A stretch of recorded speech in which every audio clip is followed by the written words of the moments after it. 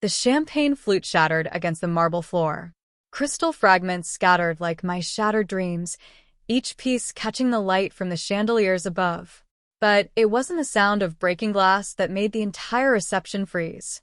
It was the silence that followed Eleanor Whitmore's hand connecting with my cheek. My wedding day. The day I'd dreamed about since childhood. The day that was supposed to mark the beginning of my happily ever after with David, the man I loved more than breathing itself.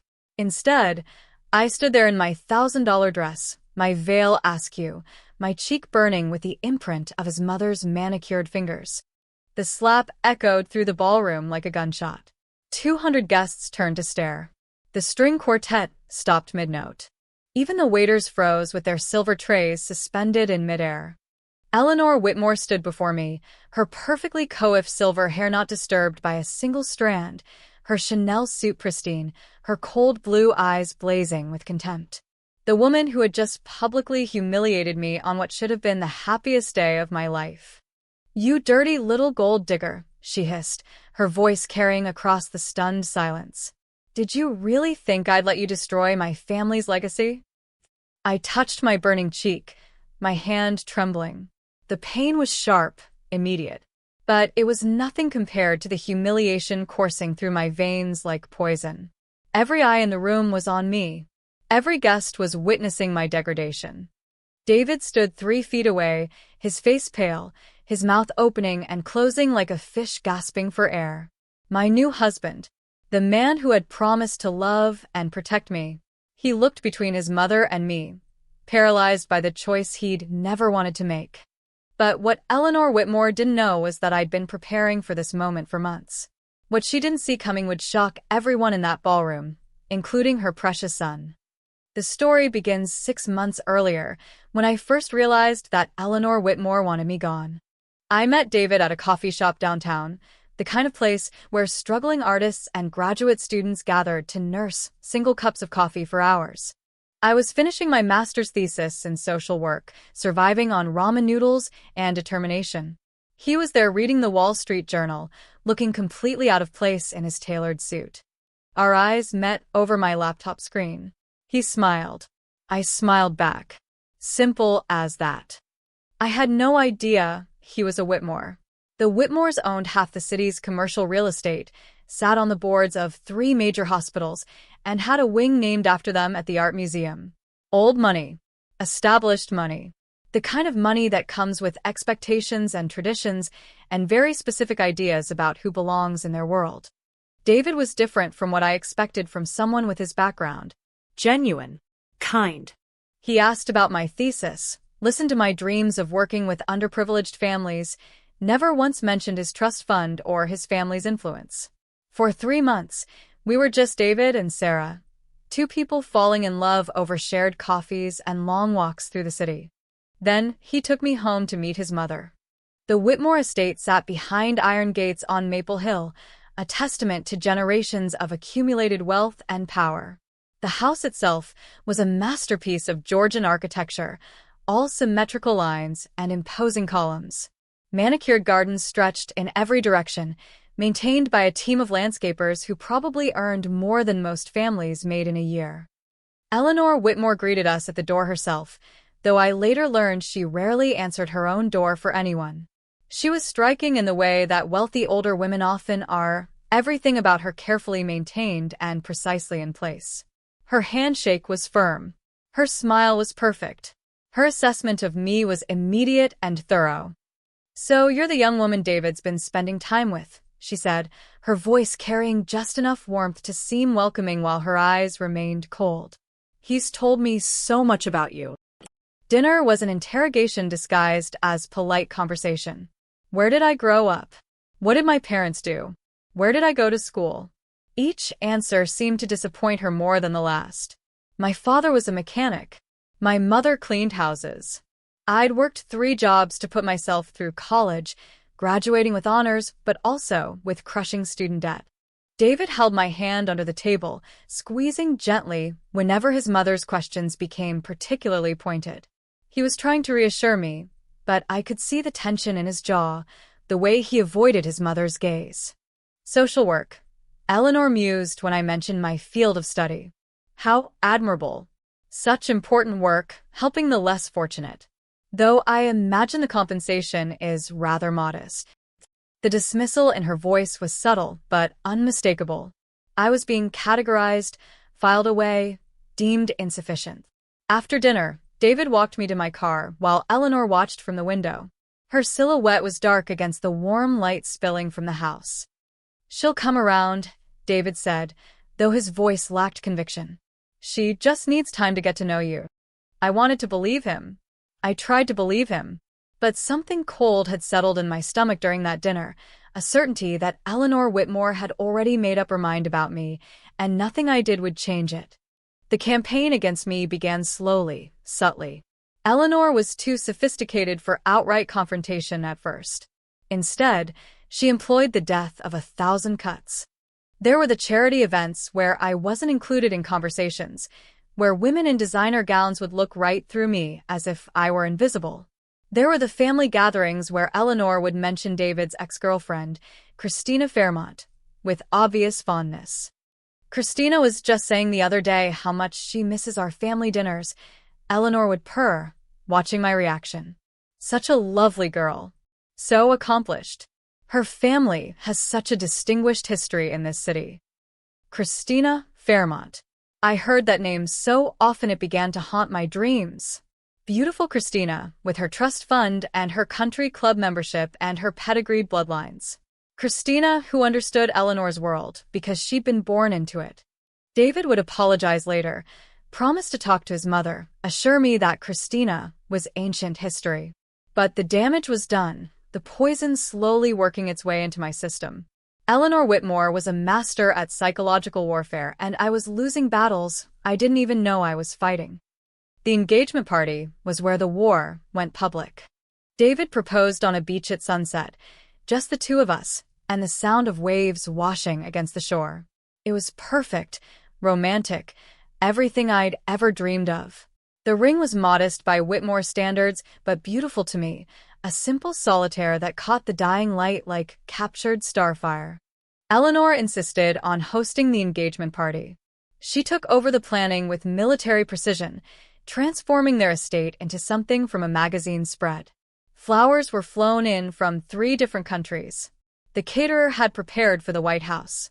A string quartet played classical music on the terrace. I should have been happy. This was my celebration, my moment to be welcomed into David's world. Instead, I felt like an imposter in my department store dress, surrounded by women whose jewelry probably cost more than my car. Eleanor gave a speech that night that was masterful in its malice. She spoke about family traditions, about the importance of maintaining standards, about how some people were simply born to greatness while others aspired to it. Every word was carefully chosen to sound gracious while delivering a devastating message. I didn't belong. To David and Sarah, she concluded, raising her crystal champagne flute. May they find happiness together, whatever that may look like. The qualifier hung in the air like smoke. Whatever that may look like. As if our happiness was already doomed, already compromised by my inadequacy. But it was after the party that Eleanor finally showed her true colors. I was gathering my purse from the guest bedroom when she appeared in the doorway, her perfect composure finally cracking to reveal the venom beneath. "You're not going to marry my son," she said quietly, her voice deadly calm. "I don't care what it takes. I will destroy you before I let you destroy him." My blood turned to ice. "Excuse me?" "You heard me perfectly well. You're nothing but a gold-digging little opportunist who sees dollar signs when you look at David. But I see right through you, and I will not let you contaminate this family with your desperation." The words hit like physical blows. I stood there, clutching my purse, trying to process the naked hatred in her eyes. "David loves me," I managed to say. Eleanor laughed, a sound like breaking glass. "David is naive. He sees a pretty face and a sob story and thinks he's found true love. But love doesn't pay for mansions and private schools and the lifestyle you're obviously after. When reality sets in, when the bills come due, you'll show your true colors. You'll take whatever you can get and disappear. You don't know anything about me." I know exactly what you are. I've met dozens of girls like you over the years, all trying to climb the social ladder on my son's back. But here's what you don't understand. I will protect this family at all costs. I will use every resource, every connection, every weapon at my disposal to make sure you never get your claws into the Whitmore fortune. She stepped closer, her voice dropping to a whisper. Leave now while you still can. Break up with David. Disappear. I'll make it worth your while. $100,000 cash for you to walk away and never contact him again. The offer hung between us like a loaded gun. $100,000. More money than I'd ever seen. Enough to pay off my student loans, give me a fresh start, solve every financial problem that kept me awake at night. For a moment I was tempted. Not because I didn't love David, but because the weight of Eleanor's hatred was crushing. The idea of fighting this woman for the rest of my life, of every family gathering being a battlefield, of never being accepted or welcomed or good enough, was exhausting before it even began. But then I thought about David's laugh. His gentle hands. The way he looked at me like I was the most precious thing in his world. The way he believed in my dreams, supported my ambitions, made me feel worthy of love. No, I said, my voice stronger than I felt. I'm not going anywhere. Eleanor's mask slipped completely then, revealing the cold fury beneath. Then you've made a very serious mistake. You have no idea what you're up against. She was right about that. I had no idea, but I was about to learn. The attacks began the next week. Subtle at first, then increasingly bold. My car was vandalized in the parking lot of the community center, where I volunteered. Sugar in the gas tank, tires slashed, windows shattered. The police filed a report, but had no leads. My credit score mysteriously plummeted overnight. Accounts I'd never opened appeared on my report, all maxed out, all in default. Credit agencies claimed they were investigating, but the damage was already done. My loan applications were rejected. My credit cards were canceled. I started getting calls at all hours from debt collectors demanding payment for debts I'd never incurred. They were aggressive, threatening, designed to wear me down through sheer exhaustion. Anonymous packages arrived at my apartment. Photos of me taken without my knowledge, walking to class, studying in the library, having coffee with friends. Someone was watching me, following me, documenting my every move. The message was clear. Eleanor Whitmore had resources I couldn't even imagine, and she was willing to use every single one of them to destroy me. I didn't tell David. How could I? How could I explain that his mother was systematically dismantling my life while maintaining her facade of polite disapproval? He would demand proof, and I had none. Eleanor was too careful, too sophisticated. Everything that happened to me could be explained as coincidence or bad luck. But I knew. And she knew that I knew. The psychological pressure was devastating. I stopped sleeping, started looking over my shoulder constantly. My grades began to slip as I struggled to concentrate on my studies while my life crumbled around me. Eleanor had one more card to play, and she saved it for maximum impact. The night before our wedding, she called me. Not David, me. At 11 p.m., just as I was trying to settle my nerves and get some rest before the biggest day of my life. I thought you should know. Her voice was ice-cold through the phone. Christina Fairmont will be attending the wedding tomorrow. My blood turned to stone. What? I took the liberty of extending her an invitation. After all, she's been like family for so many years. She's flying in from Paris just for the occasion. She's so excited to see David again, to congratulate him on his decision. The implication was clear. Christina would be there, beautiful and perfect and everything I wasn't, a living reminder of what David could have had instead of me. She mentioned she has something important to discuss with him. Eleanor continued, her voice dripping with false sympathy. Something about a business opportunity in Europe. They'll have plenty of time to catch up at the reception. I hung up without saying goodbye, my hands shaking so hard I could barely hold the phone. This was Eleanor's masterstroke. Not just to invite David's ex-girlfriend to our wedding, but to make sure I knew about it, to plant seeds of doubt and insecurity that would poison what should have been the happiest day of my life. I sat on the edge of my hotel bed, staring at my wedding dress hanging in the closet. Part of me wanted to pack everything up and run. Eleanor had been right about one thing. I had no idea what I was up against. Her resources were endless, her connections vast, her determination absolute. But then I remembered something David had told me early in our relationship. He'd mentioned that his mother kept extensive records of everything, that she documented business dealings, social connections, even family matters with obsessive detail. She was paranoid about maintaining control, about having leverage over everyone in her sphere. If Eleanor Whitmore was keeping records, if she was as controlling and manipulative as I suspected, then maybe there was something in those records that could help me.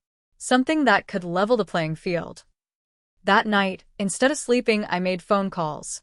I reached out to private investigators, to lawyers who specialized in harassment cases, to anyone who might be able to help me understand my rights and options. I wasn't just going to survive Eleanor Whitmore's war anymore. I was going to fight back. The wedding day dawned gray and overcast, matching my mood perfectly.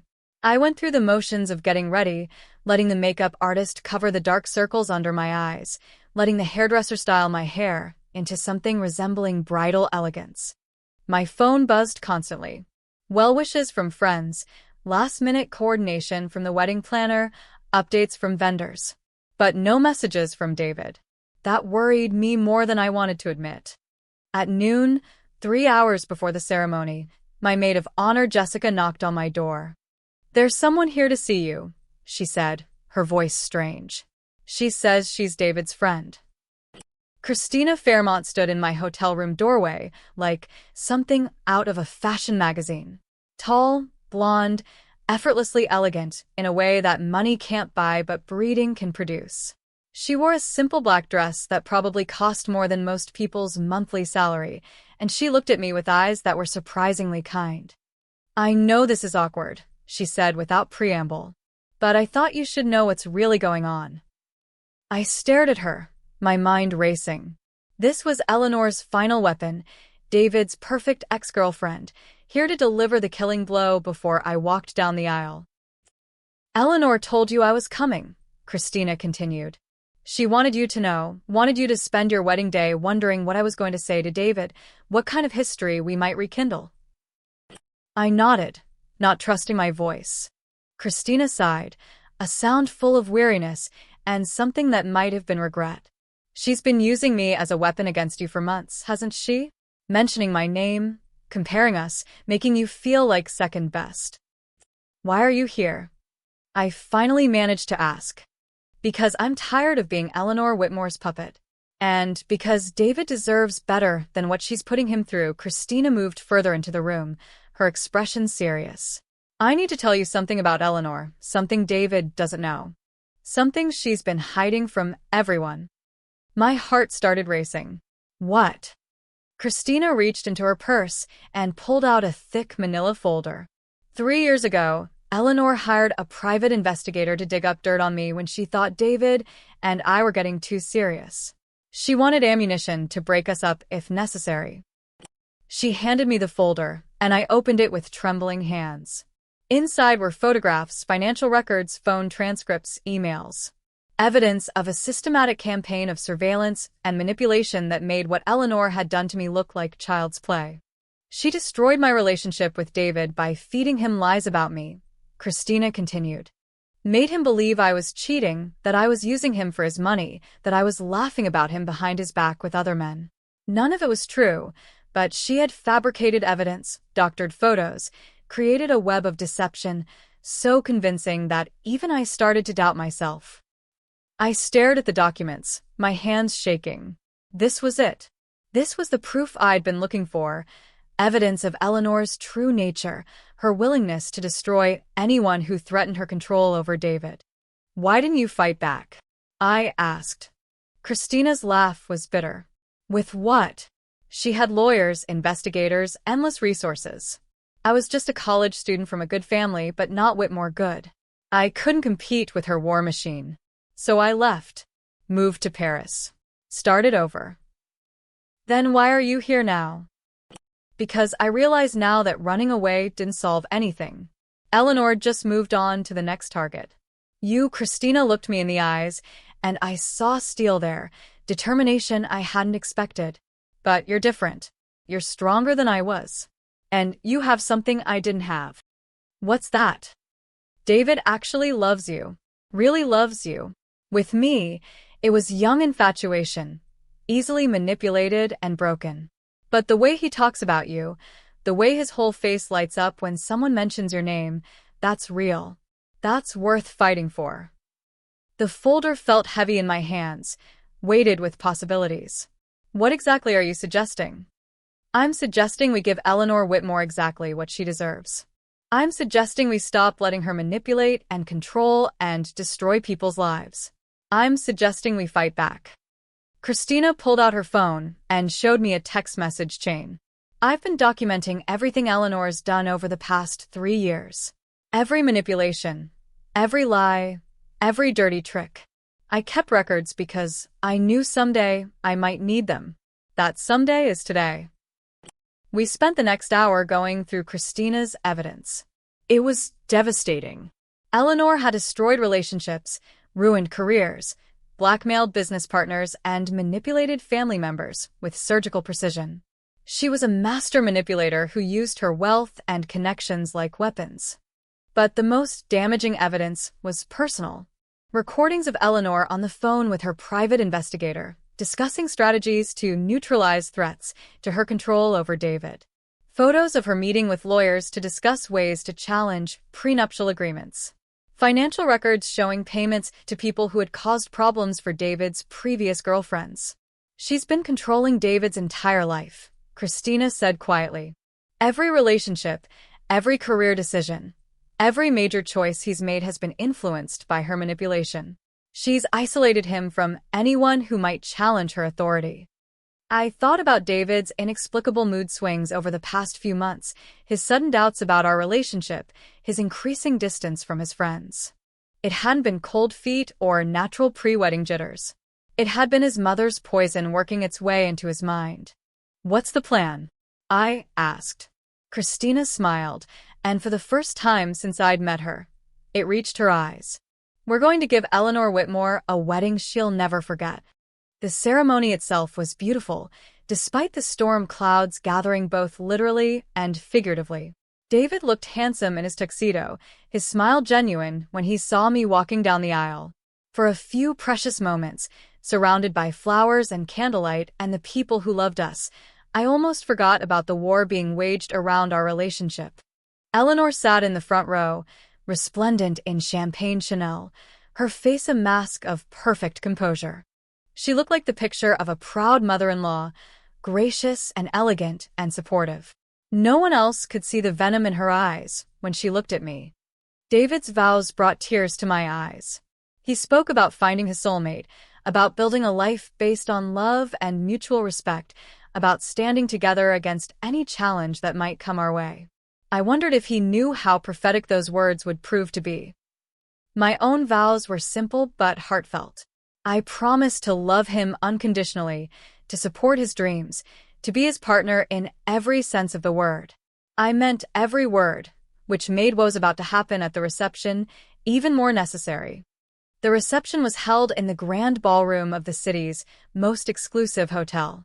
Eleanor had spared no expense, creating a fairy tale setting with cascading flowers, crystal chandeliers, and enough candles to illuminate a cathedral. It should have been magical.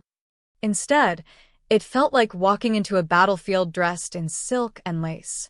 Christina was seated at table 12, deliberately placed where David would see her, but not close enough to the head table to cause immediate suspicion. She looked stunning, which was exactly what Eleanor had wanted. A reminder of what David had given up, a beautiful ghost from his past to haunt our future. But Christina and I had spent the afternoon planning a very different kind of haunting. The first part of our plan went into effect during cocktail hour. While guests mingled and sipped champagne, Christina began circulating through the crowd, carrying innocuous conversation that planted very specific seeds. She mentioned to David's college friends that she'd heard Eleanor hired private investigators to research all of David's girlfriends. She casually told family members about anonymous tips that had cost her a job opportunity 3 years ago, tips that had traced back to someone with Whitmore connections. She shared with business associates her surprise at learning about certain financial irregularities in Eleanor's charitable foundations. Each conversation was brief, casual, easily dismissed as gossip or coincidence.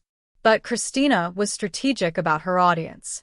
She chose people who had influence, who commanded respect, who would remember what they'd heard and begin asking their own questions. Meanwhile, I was playing the role of the perfect bride, gracious and charming and seemingly oblivious to any undercurrents of tension. I thanked guests for coming, admired their gifts, posed for endless photographs with a smile that never wavered. But I was also watching, waiting, preparing for the moment when Eleanor would finally drop her mask completely. It happened during the toasts. David's best man spoke about loyalty and friendship. My maid of honor told embarrassing stories from college that made everyone laugh. Various family members offered their congratulations and best wishes. Everything was proceeding normally until Eleanor rose to speak. She had declined to give a toast during the planning process, claiming she preferred to keep her emotions private. But as the evening progressed and she saw Christina circulating through the crowd, as she noticed the subtle shifts in conversation and attention, she realized she was losing control of the narrative. Eleanor Whitmore was not a woman who lost control gracefully. "I'd like to say a few words," she announced, standing and raising her champagne glass. The room fell silent, 200 faces turning toward the mother of the groom. "Marriage," Eleanor began, her voice clear and carrying, "is about so much more than love. It's about compatibility, shared values, mutual respect. It's about building something lasting, something that can withstand the pressures of time and circumstance." Her eyes found mine across the room, and I saw the warning there. This was her final attempt at psychological warfare, her last chance to destroy my confidence and poison my marriage before it had even begun. "Some people marry for love," she continued, her voice taking on a subtle edge. "Others marry for convenience or opportunity or financial security. The wise observer learns to distinguish between the two." Murmurs rippled through the crowd. This was not the typical mother-in-law toast, and everyone could sense the undercurrent of malice. "I've watched my son choose his path in life, sometimes with wisdom, sometimes with the impulsiveness of youth. Tonight, I can only hope that his choices will prove to have been made with clear eyes and an honest heart." The insult was subtle, but unmistakable. She was questioning my motives, my integrity, my worthiness to be her son's wife, all while maintaining the facade of maternal concern. David's face had gone pale. He looked between his mother and me, clearly sensing the attack, but unsure how to respond. This was his wedding day, his mother's public platform, a moment that should have been celebratory turned into a minefield. Eleanor raised her glass higher, preparing to deliver her final blow. "To David and Sarah. May they find exactly what they're looking for in each other." The words hung in the air like a curse. May they find exactly what they're looking for. The implication was clear. I was looking for money, not love, and eventually that truth would destroy us both. The room erupted in uncertain applause, guests clapping because they didn't know what else to do, but clearly uncomfortable with what they'd just witnessed. I sat there, my cheek burning as if I'd already been slapped, my wedding dress suddenly feeling like armor I wasn't sure would protect me. But Eleanor wasn't finished. As the applause died down and people began to turn back to their conversations, she walked directly to where I sat at the head table. Her approach was deliberate, purposeful, designed to maximize the dramatic impact of whatever she was about to do. David rose to meet her, but she brushed past him as if he were invisible. Her focus was entirely on me, her eyes blazing with a cold fury that made my blood freeze. "Did you enjoy my toast, dear?" she asked, her voice pitched low enough that only the head table could hear her clearly. "Eleanor," David started, but she held up a hand to silence him. "I'm speaking to your wife," she said, never taking her eyes off me. "I asked you a question, Sarah. Did you enjoy my toast?" The ballroom had fallen silent around us. 200 guests sensed drama unfolding and turned to watch, creating an amphitheater of expectation and dread. I stood slowly, meeting Eleanor's gaze directly. "I thought it was very revealing," I said quietly. That's when her control finally snapped completely. "Revealing?" Eleanor's voice rose sharply. "You want to know what's really revealing? The way you've manipulated my son. The way you've isolated him from his real friends. The way you've convinced him that your little gold-digging scheme is actually love." "Mother!" David's voice cracked like a whip, but Eleanor was beyond listening to reason. "Don't defend her, David. Can't you see what she is? Look at her background, her family, her desperation to climb out of poverty by latching onto the first rich man who showed her attention. She's everything I warned you about." The attack was so vicious, so public, so completely beyond the bounds of acceptable behavior that the entire ballroom gasped. Eleanor had finally revealed her true nature to everyone present, stripping away years of careful social conditioning to show the cruel, controlling woman beneath. But I had been preparing for this moment for months. And I was ready. "You're right," I said, my voice calm and clear enough to carry across the suddenly silent ballroom. "This has been very revealing. About you." Eleanor's eyes narrowed dangerously. "Excuse me?" I reached into my purse and pulled out a small digital recorder, the kind lawyers use for depositions. "I've been documenting your harassment campaign against me for months, Eleanor. Every threat, every manipulation, every illegal act you've committed to try to destroy my relationship with David." The color drained from Eleanor's face. Around us, wedding guests leaned forward, sensing that the evening had taken a dramatic turn into uncharted territory. "You have no idea what you're talking about," Eleanor said, but her voice lacked its usual confidence. "Don't I?" I pressed play on the recorder, and Eleanor's own voice filled the ballroom, crystal clear and unmistakably venomous. "You're not going to marry my son. I don't care what it takes. I will destroy you before I let you destroy him." The reaction was instantaneous. Gasps, whispers, horrified expressions as 200 of the city's most influential people heard Eleanor Whitmore reveal her true character in her own words. But I wasn't finished. Christina appeared at my side, carrying the manila folder we'd prepared. Together, we began laying out the evidence of Eleanor's systematic campaign of manipulation and destruction. Phone records showing calls to private investigators. Financial documents revealing payments to people who had caused problems for David's previous girlfriends. Photos of Eleanor meeting with lawyers to discuss ways to challenge prenuptial agreements. Copies of fake social media profiles created to spread rumors about me. The evidence was overwhelming, devastating, impossible to deny or explain away. Eleanor Whitmore stood exposed as the manipulative, controlling creature she'd always been, her carefully constructed facade crumbling in real time before the eyes of everyone who mattered to her. "You orchestrated a harassment campaign against me," I continued, my voice growing stronger with each word. "You had my car vandalized, my credit destroyed, my every move monitored. You've been trying to control David's entire life, choosing his friends, sabotaging his relationships, manipulating every major decision he's made." David stared at the evidence spread across the table, his face cycling through confusion, recognition, and finally, a terrible understanding.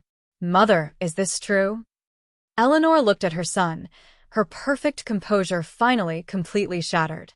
For the first time since I'd known her, she had no ready lie, no smooth manipulation, no way to spin the truth into something more palatable. "I was protecting you," she whispered. "I was protecting our family. By destroying the woman I love." David's voice was barely controlled, filled with a pain that made my heart ache for him. "By lying to me, manipulating me, making me doubt everything I felt." The marriage was real, but had Eleanor succeeded in poisoning it before it could even begin? That's when Eleanor raised her hand and struck me across the face, the sound echoing through the silent ballroom like a gunshot. The slap was harder than I'd expected, snapping my head to the side and bringing tears to my eyes. But it was also the final piece of evidence I needed, the ultimate proof of Eleanor's true nature witnessed by 200 people who would never forget what they'd seen. "You dirty little gold digger," Eleanor hissed, her voice carrying across the stunned silence. "Did you really think I'd let you destroy my family's legacy?" I stood there for a moment, my cheek burning, my wedding dress disheveled, my veil askew. Around us, the ballroom was frozen in shock. Wedding guests sat paralyzed, unsure how to process what they were witnessing. But I wasn't paralyzed. I was finally free. I walked calmly to where the wedding coordinator stood with her clipboard and headset, looking as stunned as everyone else in the room. "Please ask security to escort Mrs. Whitmore from the premises," I said clearly, my voice carrying across the silent ballroom. "And please have the staff remove her reserved table and VIP seating arrangements. She's no longer welcome at this reception." The coordinator nodded mutely and spoke into her headset.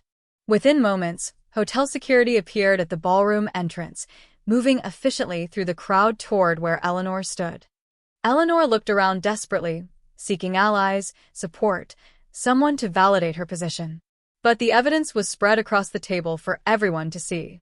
Her own words condemning her had been broadcast to everyone present. Her assault on me had been witnessed by 200 people. "David," she pleaded, reaching for her son.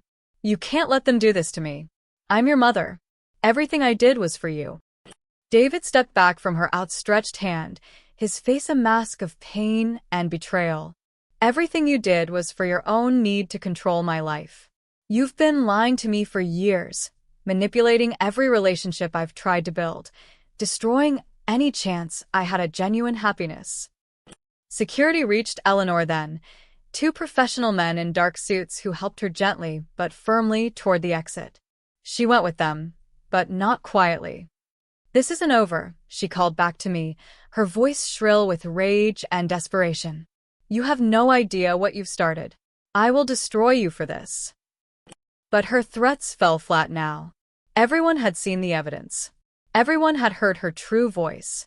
Everyone knew exactly what Eleanor Whitmore was capable of and, more importantly, what she wasn't capable of anymore.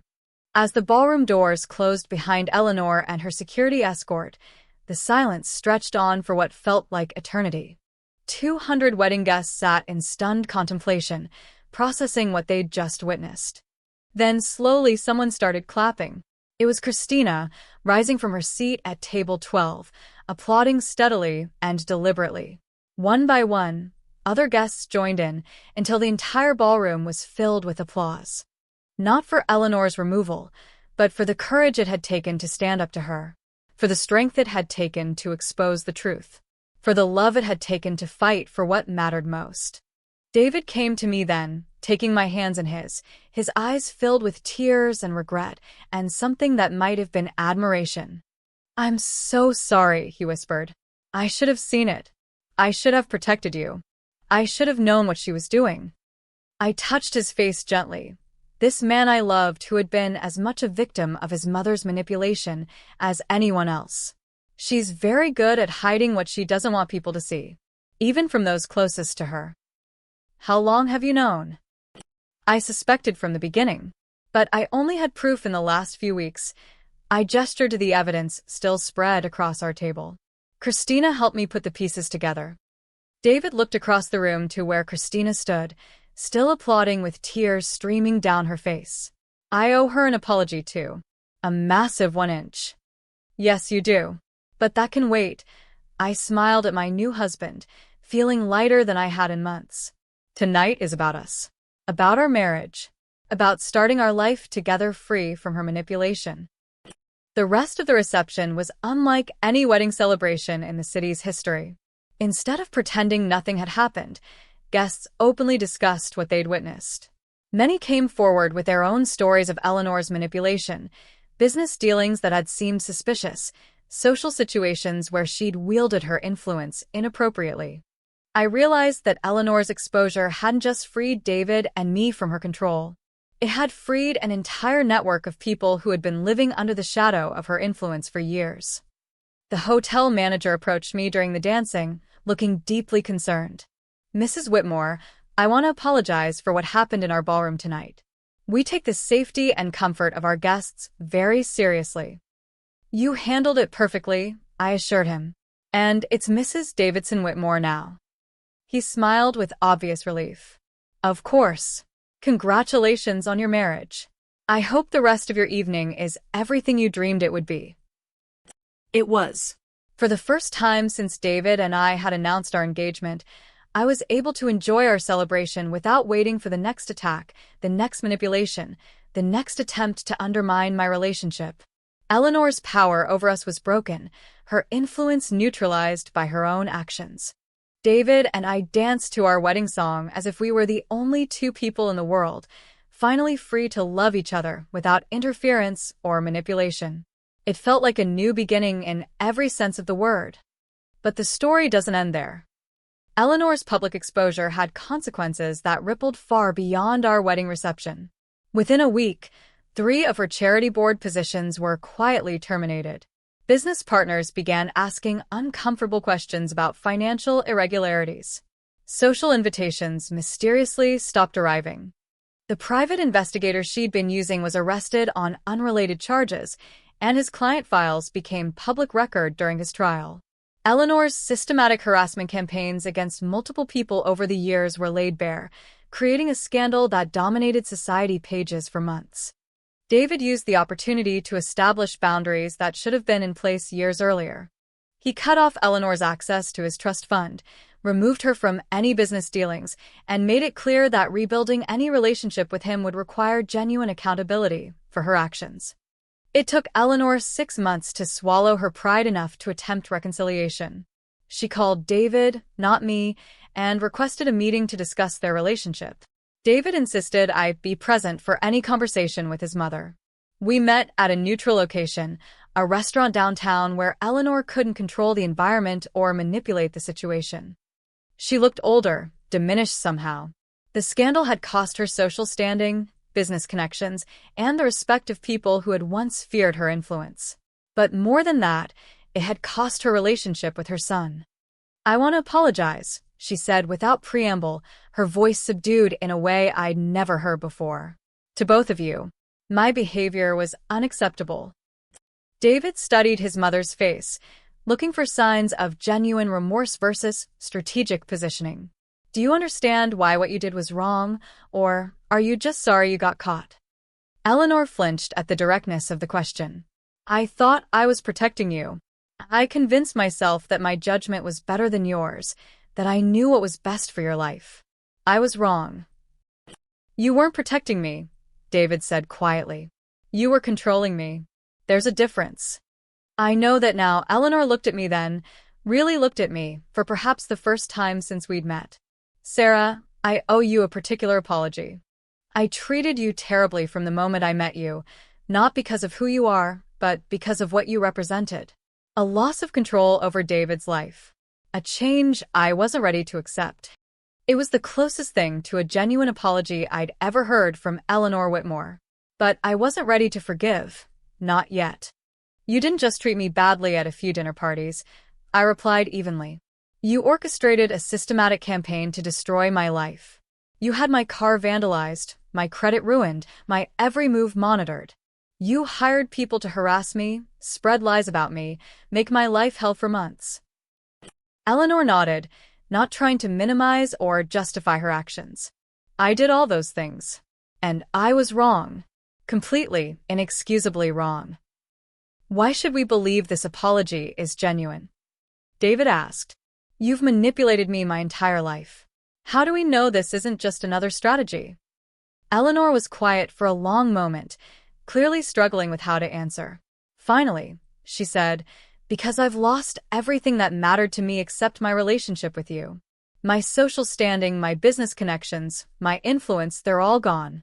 The only thing I have left is the hope that someday you might forgive me enough to let me be part of your life again." It was a start. Not forgiveness, not reconciliation, but acknowledgement of what she'd done and the consequences of her actions.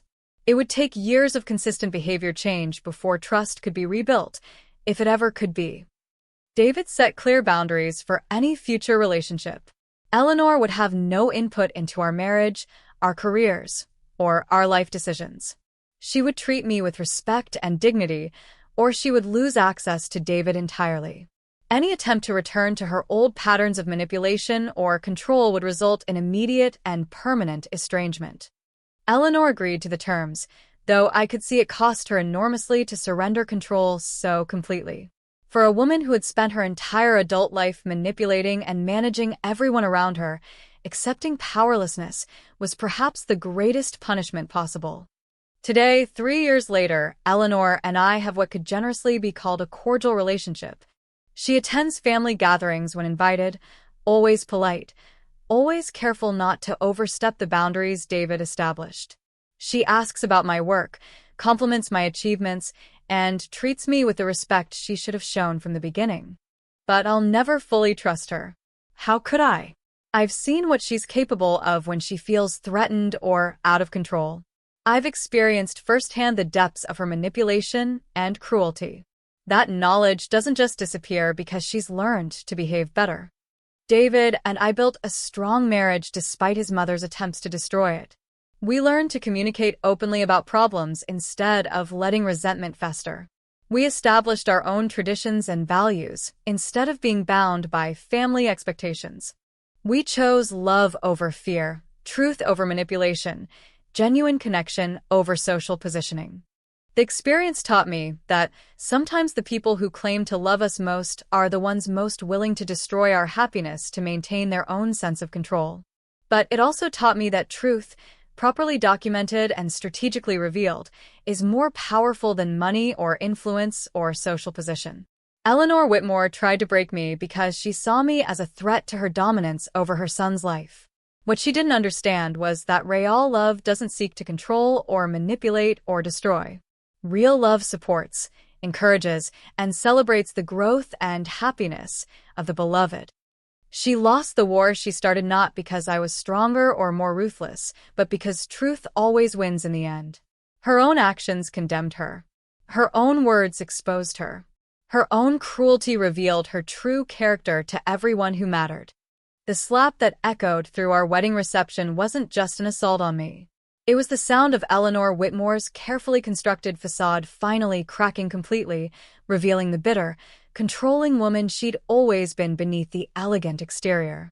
And in that moment, surrounded by crystal fragments and stunned silence and the weight of 200 witnesses, I realized that sometimes the best revenge is simply letting someone reveal who they really are. Eleanor Whitmore destroyed herself far more effectively than I ever could have. All I had to do was document the destruction and make sure everyone was watching when she finally dropped her mask completely. The truth, it turns out, makes a very effective weapon when wielded with precision and patience. And sometimes, the most powerful thing you can do is simply refuse to be destroyed by someone else's need to control your life. Eleanor Whitmore slapped me at my wedding and called me dirty. But what she didn't see coming was that I had been preparing for that moment for months, gathering evidence, building alliances, and waiting for her to reveal her true nature to the people whose opinions she valued most. In the end, she didn't destroy me. She destroyed herself. And I got to watch it happen in real time, surrounded by everyone who needed to see exactly what kind of woman she really was. That's the thing about bullies and manipulators, and people who use their power to hurt others. They always believe they're untouchable, that their victims are too weak or too intimidated to fight back effectively. They never see their own downfall coming because they're too arrogant to imagine that their victims might be stronger than they appear. Eleanor Whitmore learned that lesson the hardest way possible, in front of 200 witnesses at her son's wedding reception, with her own words providing the soundtrack to her social destruction. And I learned that sometimes the most powerful weapon against someone trying to destroy your life is simply your refusal to be destroyed.